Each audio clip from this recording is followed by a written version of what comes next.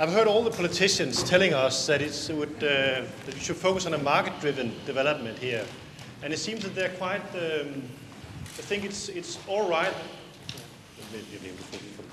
It's all right if we have a connection and a speed about maybe up to 50 megabits per second, maybe 100. We heard a mobile net could deliver maybe 100. Ericsson is about to deliver maybe that service in a few years' time, or maybe around the corner. But the ambition that the market can drive this development, and we'll reach a level maybe of 50 megabits per second, or maybe, if we're lucky, 100 megabits per second. Is this, to your knowledge in the global look in the global market and the competitors, would you say this is an ambitious agenda for Denmark? What, to let the market? No, to hope that the market will deliver this, and we will get maybe differentiated technological platforms. There will be maybe fiber in some cities. There will be mobile networks, etc. But the ambition to have this as a level of 50 megabits per seconds, is this a very ambitious agenda for Denmark, a country like Denmark? Well, the first thing you seem to be doing is to dividing society into different classifications. Some will have high speed, others will not. So you're talking about a digital divide which I don't think is socially or politically acceptable.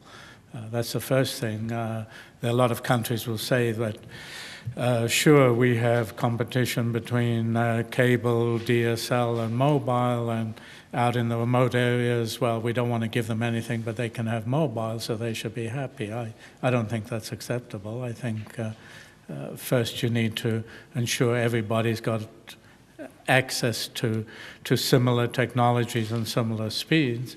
To wait for the market to give you the right speeds, well, you could be waiting for a long time. And I guess my point was that fiber is important because it does provide symmetric speed, and symmetry is important, upload-download speed, which is probably much higher than you're talking about. So it depends on the application. The future needs higher speeds, and the future needs fiber. I'm not saying the other technologies don't play a part.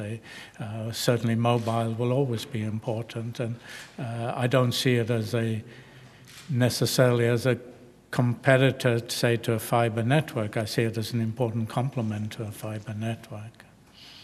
To give a little justice to the politicians, actually, they were actually discussing the theme of giving some kind of help for the marginal part of Denmark, so to say, the regions left behind in this development. But it's not really clear, because the main focus is it could be a market-driven development, and the market would deliver this. But we also heard the Peter Sur from Gartner telling us actually they're not putting any more fiber networks right now because it was not a really big business case. So there is some ambiguity in the Danish debate right now, I think. Well, it's clearly not market-driven then. The market has stopped investing because it doesn't have an interest in investing. So that's the other reason we talked about pushing, creating efficiencies by building up transportation, health, etc. The four sectors I mentioned make up, on average, about 25% of GDP expenditure in a country, so they're all important sectors. And if you want to stimulate investment, you need to do supply and demand, so you need to integrate investment in health, etc., as well as the network. Great, Dimitri. Maybe someone from the other speakers would like to comment on what Dimitri said. Maybe there's not total agreement on the points made. No? Okay, Dimitri. Thank you just for these clarifications. Så går vi over til den danske debat. Jeg synes, vi har i hvert fald... Peter, du kan stille herop. Du kan blive en form for dommer. X-faktor-dommer eller sådan noget. Det kunne der være lidt gang i her. Vil du synge? Jeg tænkte mest på, hvem du skulle lide. Nå ja, okay. Du behøver ikke, at du bare slukke. Ja. Jeg synes, der er en stor tvetydighed i det, I siger. Altså, hvor langt vi går. Altså, I er glade for, at det kunne give noget mere vækst. I taler lidt om, at markedet kan drive det her. Vi har hørt nogle muligheder, der er måske nogle virksomheder, der kan levere nogle mobile løsninger. Fiber er sådan set godt nok, hvis bare markedet leverer det. Vi kan høre nu, at markedet kan ikke levere meget mere fiber lige nu. Og heller ikke helt ud til døren, for det er der omkostningen ligger. Selv eksemplet med, var det dig, Peter, der var Østerbrogade, men ikke engang, og så videre. Så der er nogle dilemmaer her, og I taler også om, at markedet kan drive meget, og det tror jeg også er rigtigt. Man kunne bruge det samme argument på vejene. Kan vi ikke overlade det til markedet, fordi der er jo flere teknologier til rådighed, hvis vi går videre med det her. Hvorfor skal vi bygge en Femernbæltbro, som koster mere end at få et fiberoptisk netværk i Danmark? Hvad er den gode business case i det? Jo, det er godt med en bro, det er godt med connection til Europa, det er godt med højhastighedstog til København. Der er mange argumenter, man kan anvende i debatten. Men jeg synes, I er lidt uklare på, hvad skal der egentlig til? Vi fik jo meget klart billede fra Tom, der sagde, at vi har brug for en national handlingsplan. Der er brug for at gå til det her. Det er statsministeren, der må tage tøjlerne på det her. Det tror jeg er rigtigt. Men jeg synes stadig, I er meget uklare på, hvor langt vi går. Altså, hvis nu markedet ikke løfter opgaven. Det kunne jeg godt tænke mig at høre nogle kommentarer på. Torsten? Jeg tror, at det centrale, det er, at vi understøtter efterspørgsel. Altså, der er jo ikke meget idé i at sidde og tale om 10 gigabit forbindelser, ikke? Hvis folk det eneste, de drømmer om, det er at sende en e-mail. Altså, det er jo fuldstændig vanvittigt. Vi er nødt til at sikre, at det vi foretager os politisk, skal være med til at understøtte en digitalisering af den offentlige sektor, en øget brug af båndbredde, således at det offentlige kan gå foran og både på den ene og den anden måde, han har sagt, men både for at efterspørge mere båndbredde i forhold til det, den offentlige sektor skal have leveret i forhold til sin interne kommunikation, også i forhold til kommunikation med borgerne, men også at den service, jeg som borger i det her land bliver mødt af det offentlige, i højere grad kan løses digitalt. Vi siger, at erhvervslivet skal løse den digitalt fra 2012, mens det er en kan-bestemmelse for mig som borger. Alt det er jo med til at sørge for, at jeg som borger har brug for mere båndbredde. Og det er jo sådan set i al beskedenhed den bedste måde for at sørge for, at folk de så efterspørger noget, de har behov for. For der er ikke nogen idé i, at man efterspørger noget, man ikke har behov for. For vi kan jo alle sammen tale om alle de her fantastiske perspektiver, og hvor skønt det ville være, men hvis ikke der er nogen, der bruger det, så er det jo fløjtende ligegyldigt.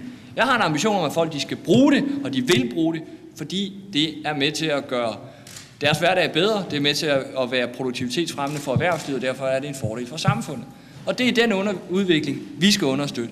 Så må jeg sige, at jeg synes også, det er lidt interessant, at der er en stor uenighed om, hvorvidt har vi et naturligt monopol, og er vi tvunget til at træffe et teknologivalg som politikere, eller er der ikke et naturligt monopol, og skal vi fastholde en teknologineutral vej fortsat?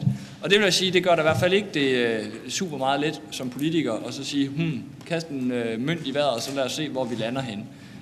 Derfor er det her når vi kommer helt derned i, så bliver det et meget kompliceret område politisk at forholde sig til.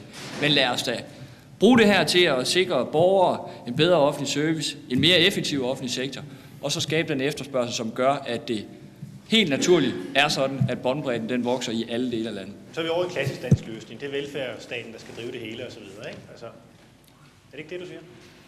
Det er helt naturligt, at når det offentlige spiller så stor en rolle i dansk økonomi, det gør, at så sørger vi for, at det offentlige tilrettelægger sine løsningsopgaver på en måde, hvor de efterspørger bredbånd.